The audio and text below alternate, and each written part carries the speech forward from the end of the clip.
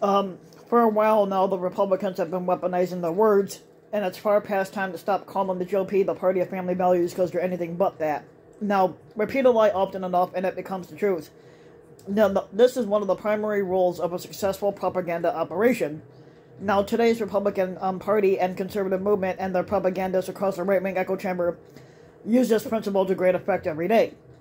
And to wit, the Republican Party is not, in fact, the party of family values and never were.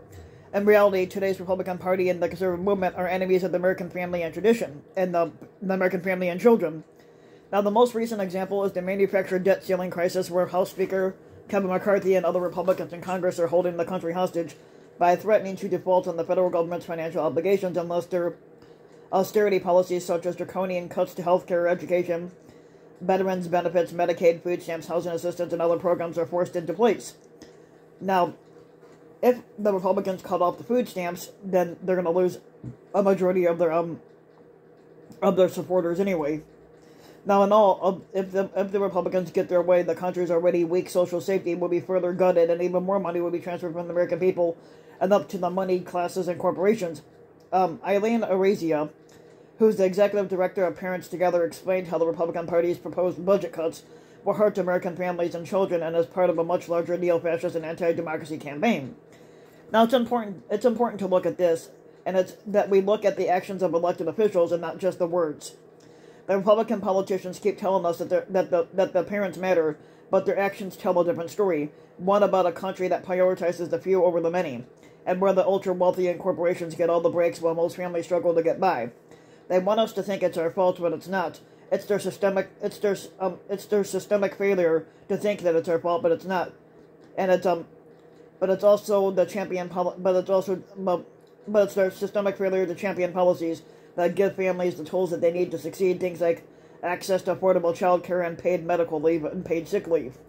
Now, parents have a myriad challenge, but if you look at Republicans' actions and priorities, including Speaker McCarthy's recent budget proposal, they're not trying to solve those challenges or problems. They're trying to create new ones. They're trying to pit parents against each other and parents against the teachers, and to restrict the children's freedom to be themselves and learn openly and thrive. They're trying to distract us with culture wars and budget arguments while they strip away public goods and dismantle the public education systems that enable children and families to succeed, and that feed a healthy and then to feed a healthy multiracial democracy. Republicans talk about parental rights because they want to scare us into thinking that our rights are at risk rather than doing anything to actually support our right to raise a family freely and with dignity. But the truth is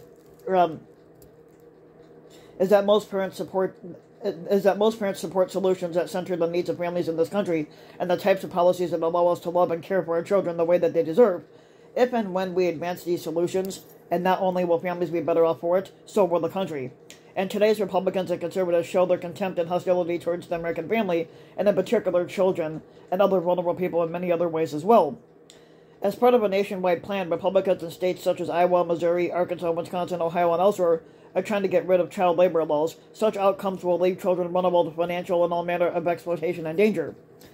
Now, Republicans and the other neo-fascists and larger white right are also committing intellectual violence against children and other young people by enacting an Orwellian thought crime regime across the country that involves censorship and banning books, and harassing teachers, librarians, and other educators for not being sufficiently patriotic, i.e. Christian and pro-right, because they dare to teach the real history and real facts and real truth about America's complex past and the past and present that we see.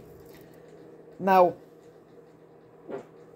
of course, because today's Republicans and so-called conservatives are authoritarians, and they are involved in a fascist project that is working to end multiracial pluralistic democracy in society, they deem some families and children and parents to be inherently more valuable and worthy of human respect and dignity than others.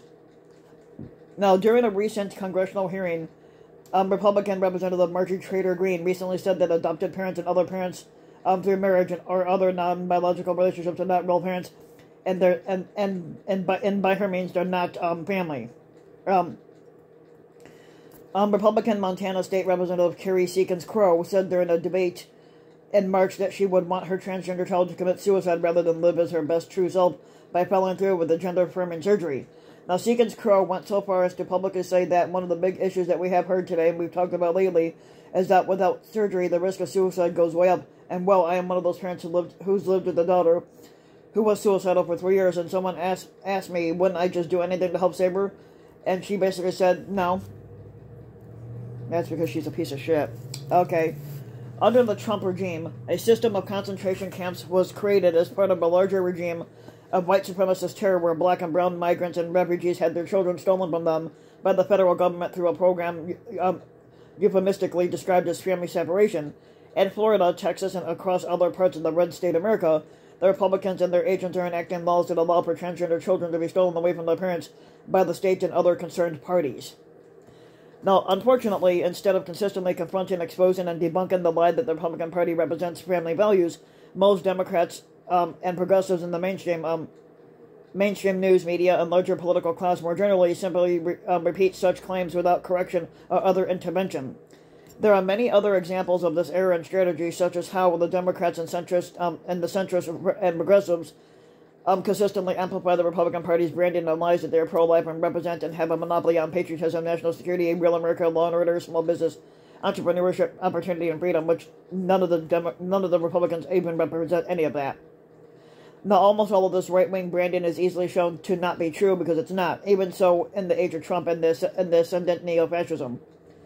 On the power of correct language and framing, cognitive linguist and philosopher George Lakoff, he explained in an excellent 2018 interview with Sean Allen at Vox and how this happens.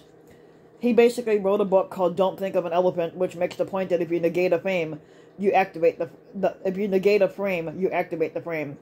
Now, Trump says something, and people working in the media deny it, and they're helping him deny it, but they don't realize that they're helping him and enabling his lies. And there's another possibility. Journalists could engage in what I've called truth sandwiches, which means that you first tell the truth, and then you point out what the lie is and how it diverges from the truth. Then you repeat the truth and tell the consequences of the difference between the truth and lie. But if the media did this consistently, it would matter. It would be more difficult for Trump to lie. Well, not just talk about the truth he's trying to suppress. The truth sandwich is more than that. It shows the difference between the truth and what he's saying, putting the truth first, and then putting it afterwards and talking about the consequences of that lie. Now, people say, oh, well, here's the real fact. That doesn't really matter because Trump is getting his frame out there first. What he's trying to do in each of the tweets he sends out is to frame something first and then repeat it. And notice that when you repeat something, you're strengthening it in people's brains. And the more a neural circuit is activated, the stronger it's going to get. Trump is using certain communicative tactics that are very sophisticated, and he doesn't realize that. And there's still the question of what the media's job is supposed to be doing. Many journalists still assume that language is neutral, and that you can just repeat language and it's completely neutral. In fact, language is never neutral. Language is always framed in a certain way, and it always has its consequences. Now, if in the process of reporting you simply repeat the language Trump is using, and you're missing what's going on. But in a recent post on Twitter, Lakoff offered these insights as well. And when you repeat a lie, and even to debunk it, you help to strengthen and spread that lie. And when you negate the frame, you evoke the frame. And remember this when someone provokes you with an absurd lie, or you've fallen into their trap. Now, when the Republicans and their spokespeople and other propagandists say that they are pro-life, Democrats should counter with no, you're a pro-forced birth, and pro-forced pregnancy, and pro-rape. When they say that they are the party of law and order and national, and when they say that they are the party of law and order and national security and patriotism, intervene with no, you are the party of a traitor squatter who attempted a Klan attack on January 6th, and that the Republicans and their media are still on the thrall to help him, and they're helping him try to create a war on democracy. When the Republicans and their spokespeople and other propagandists say that they are defenders of family values, basically tell them no, you put in place policies that actually hurt families and parents and children, and here are the many examples. And to uncritically repeat the Republican Party and its forces and allies' lies and other untruths is a choice.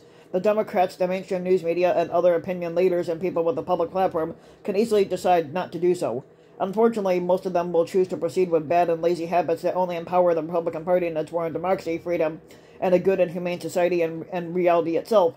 Now, language helps to create reality as much, but if not more so than it just reflects it. In that way, the Republican Party and the larger right are very lucky to have their supposed opposition and enemies in the Democratic Party, and on the left helping them in their decades-long campaign to create what is a new American fascist dream nightmare. So if you liked the video, You can give the video a like and subscribe to my channel, RBW King. You can also hit the notification bell so that you'll be notified when a new video comes out. And you can also go ahead and leave a comment. Let me know what you think. And if you want to support my work even further, you can donate to my Patreon link, which you can find in the About section of YouTube. And for just as little as a few bucks a video, just as little as a few bucks a video, or so you can donate a few bucks for the month or for the video, and the donations can help go a long way. And thanks for listening.